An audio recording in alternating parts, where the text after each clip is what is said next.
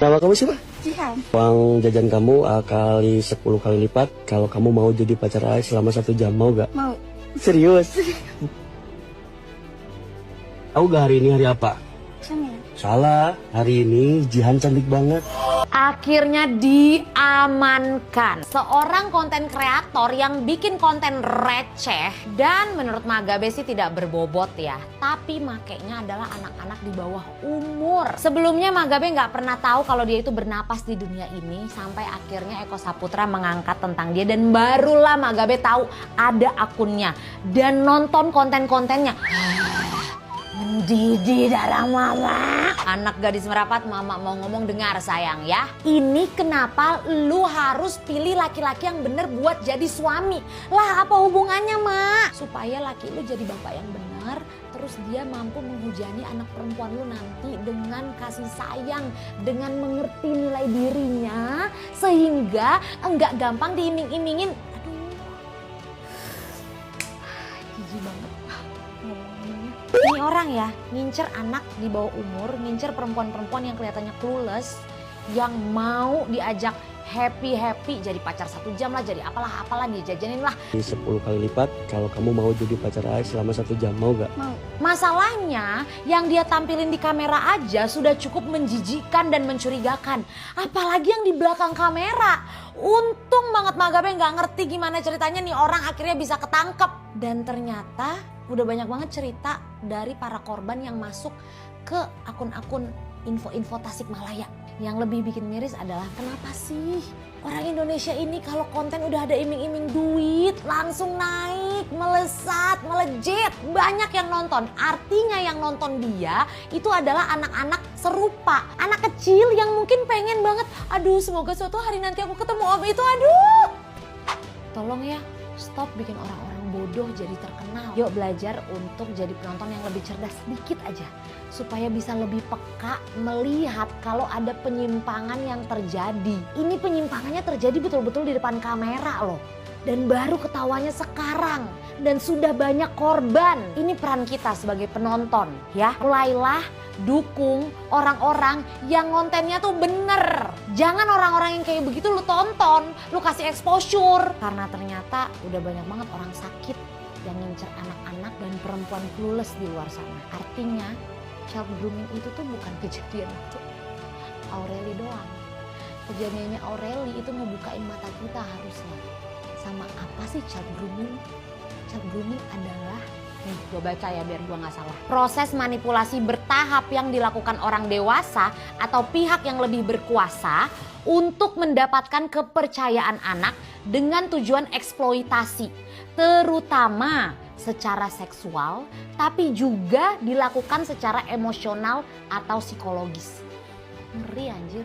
Ini yang kemarin rame yang dilakukan oleh salah satu konten kreator. Bikin konten pacar 1 jam. Itu jadi modus pelecehan seksual. Tapi ternyata akar permasalahannya nggak cuma karena konten yang pacar 1 jam itu aja. Setelah konten itu naik, banyak banget korban yang speak up gara-gara si konten kreator asal Tasik ini. Deketin anak-anak di bawah umur, terus udah gitu nyamperin, udah gitu melakukan kontak fisik. Nah nih buat pelajaran juga ya buat siapapun, jangan gampang percaya sama seseorang yang udah punya nama ya, walaupun dia seterkenal apapun ya. Jangan sampai kamu mau yang kayak cuma ayo dong main sama aku gitu, ayo dong ketemuan sama aku. Jangan langsung gampang iya. Apalagi kalau misalkan tuh orang sampai minta duit, sampai kalian harus ngeluarin duit nih buat tuh orang, padahal tuh orang punya nama tapi selalu minta duit.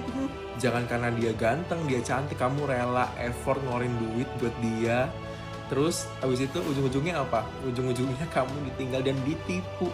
Ini bahas kasus general ya, gak cuma kasus tadi doang. Karena sekarang banyak banget orang yang berlabel konten kreator tapi memanfaatkan kondisi itu, keadaan itu untuk memanipulasi, memanfaatkan followersnya.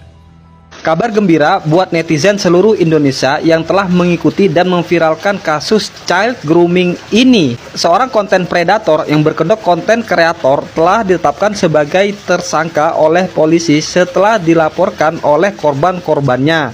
Ini adalah video sebelum dia memakai baju Shopee. Seorang konten kreator ini sering bikin konten ngasih uang kepada anak-anak sekolah atau anak-anak ABG untuk dijadiin pacar selama 1 jam dengan modus bikin konten. Tetapi ternyata banyak para korbannya yang speak up. Sebenarnya di balik layar konten kreator ini telah melakukan pelecehan seksual, guys.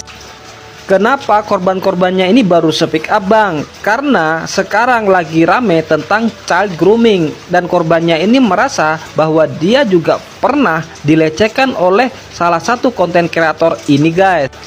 Ceritanya itu diunggah di media sosial, akhirnya tersebar lalu viral, guys. Nah, diduga pelakunya adalah konten kreator berinisial SL ini, guys. Akhirnya konten kreator ini sekarang kalian lihat memakai baju Shopee 1212, guys.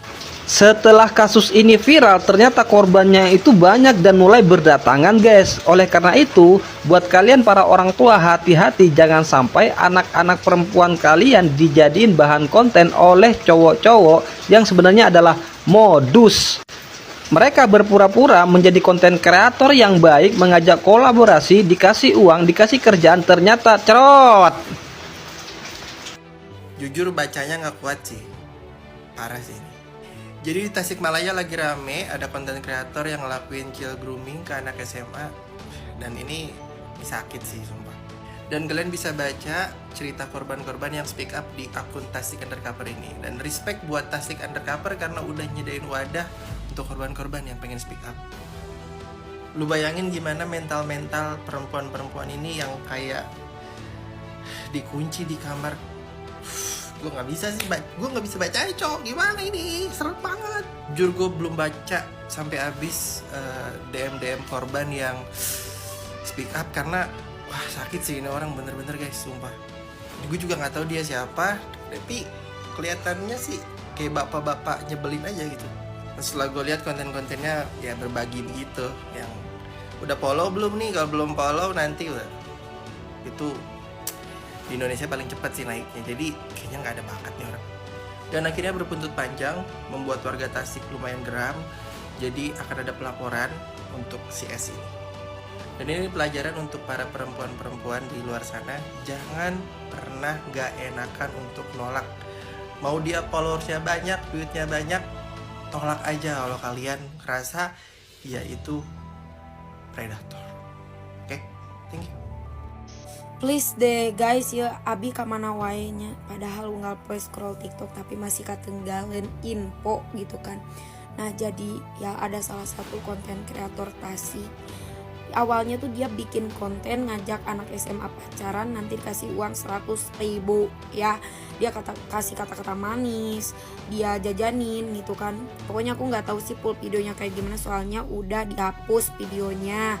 Aku cuma lihat cuplikan-cuplikan aja di VT orang gitu kan. Nah pokoknya kan itu kayak gak wajar banget gitu kan. Soalnya anak di bawah umur loh guys, parah banget kan.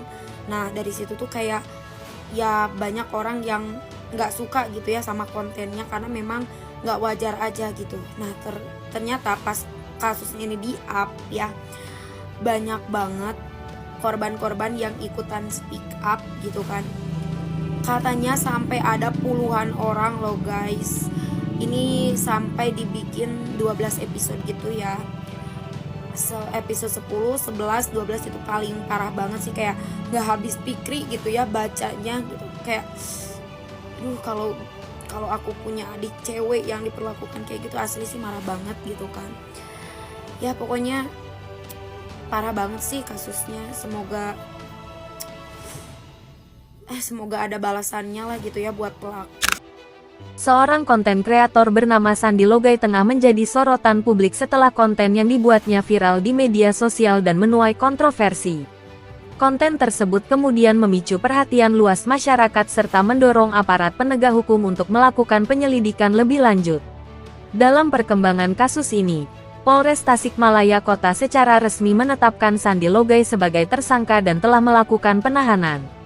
Penetapan tersebut dilakukan setelah pihak kepolisian menggelar perkara berdasarkan bukti dan keterangan yang telah dikumpulkan selama proses penyelidikan. Menurut keterangan kepolisian, tersangka diduga melanggar Undang-Undang Perlindungan Anak, dengan sangkaan eksploitasi anak secara ekonomi. Dalam kasus ini, korban diketahui masih berada di bawah umur, sehingga perkara tersebut ditangani secara serius sesuai dengan ketentuan hukum yang berlaku. Pihak kepolisian menegaskan bahwa proses hukum terhadap tersangka akan terus berlanjut. Saat ini, penyidik tengah merampungkan berkas perkara yang selanjutnya akan segera dilimpahkan ke pihak kejaksaan untuk memasuki tahap penuntutan. Sementara itu, kuasa hukum korban menyampaikan apresiasi atas langkah cepat dan responsif yang dilakukan oleh aparat penegak hukum dalam menangani kasus ini.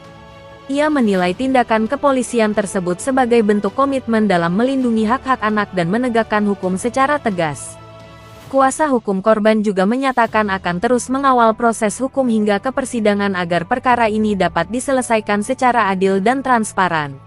Selain itu, ia tidak menutup kemungkinan akan adanya laporan tambahan, seiring dengan munculnya dugaan korban lain yang berkaitan dengan kasus tersebut. Kasus ini pun kembali memicu diskusi di tengah masyarakat mengenai batasan konten di media sosial, tanggung jawab moral seorang kreator, serta pentingnya perlindungan anak di ruang digital. Banyak pihak menilai bahwa popularitas dan viralitas tidak dapat dijadikan alasan untuk mengabaikan etika maupun aturan hukum. Pihak berwenang mengimbau masyarakat agar lebih berhati-hati dalam membuat maupun mengonsumsi konten di media sosial, serta segera melaporkan jika menemukan aktivitas yang berpotensi melanggar hukum, khususnya yang melibatkan anak di bawah umur. Kasus ini menjadi pengingat bahwa media sosial bukanlah ruang bebas tanpa konsekuensi, dan setiap tindakan yang melanggar hukum akan diproses sesuai ketentuan yang berlaku. Kasus ini menuai kecaman luas dari masyarakat dan menjadi perbincangan hangat di berbagai platform media sosial. Banyak pihak menilai bahwa popularitas dan pencarian viralitas tidak dapat dijadikan pembenaran untuk mengabaikan etika, norma sosial, maupun aturan hukum, terlebih ketika konten melibatkan anak-anak di bawah umur. Sejumlah warganet menyampaikan keprihatinan atas tren konten yang dinilai semakin ekstrim demi menarik perhatian publik. Mereka mengingatkan bahwa kreator memiliki tanggung jawab moral yang besar terhadap dampak dari konten yang dibuat, terutama karena konten tersebut dapat dengan mudah diakses oleh berbagai kalangan. Selain itu, muncul dorongan dari masyarakat agar aparat penegak hukum bersikap tegas dalam menindak kasus serupa. Banyak yang mengapresiasi langkah cepat kepolisian dalam menangani perkara ini dan berharap proses hukum dapat berjalan secara transparan hingga tuntas. Warganet juga menyoroti pentingnya peran orang tua, pihak sekolah, dan lingkungan sekitar dalam meningkatkan pengawasan terhadap anak, khususnya dalam penggunaan media sosial dan interaksi dengan orang asing. Menurut mereka, perlindungan anak tidak hanya menjadi tanggung jawab negara, tetapi juga seluruh elemen masyarakat. Tak sedikit pula yang berharap kasus ini dapat menjadi pembelajaran bagi para kreator konten agar lebih berhati-hati dan memahami batasan hukum sebelum membuat konten. Publik menilai bahwa kreativitas seharusnya tidak melanggar hak orang lain, apalagi hak anak-anak yang wajib dilindungi. Secara umum, masyarakat berharap kasus ini dapat menjadi momentum untuk memperkuat kesadaran bersama bahwa ruang digital harus menjadi tempat yang aman, dan setiap bentuk pelanggaran yang melibatkan anak harus ditangani secara serius sesuai dengan hukum yang berlaku. Kasus ini menjadi pengingat bahwa media sosial bukan ruang tanpa batas. Kreativitas harus berjalan seiring dengan tanggung jawab, hukum, dan perlindungan terhadap anak. Untuk mendapatkan informasi terbaru, perkembangan kasus, serta konten edukatif lainnya, jangan lupa subscribe channel ini dan aktifkan notifikasi agar Anda tidak ketinggalan update penting berikutnya. Dukungan Anda sangat berarti agar kami dapat terus menyajikan informasi yang akurat, berimbang, dan bermanfaat bagi masyarakat.